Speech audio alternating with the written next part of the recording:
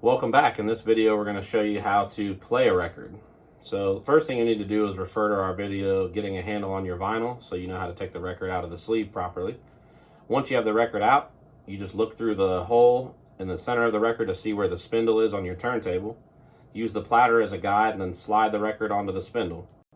Make sure you check the speed to match the speed of the record, so whether it's a 33 1/3 RPM record or 45 RPM.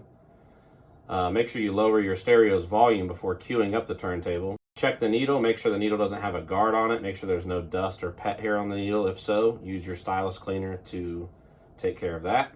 Now is a good time also to clean your record off before you play it. Just use a carbon fiber brush or goat's hair brush, put the bristles to the record, and then sweep the debris off the record.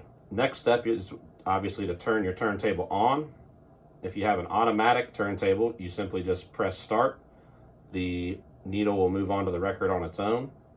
If you have a manual turntable like the Audio-Technica LP120X, you'll just hit the start button on the turntable. Make sure the cue lever is in the up position. Gently lift the arm of the head shell with your finger, move it over to the beginning of the first track, and lower the cue lever onto the dead wax. When the album is over, you'll cue the lever up, press stop, and return the tone arm to its base. Now all you got to do is sit back and enjoy your record.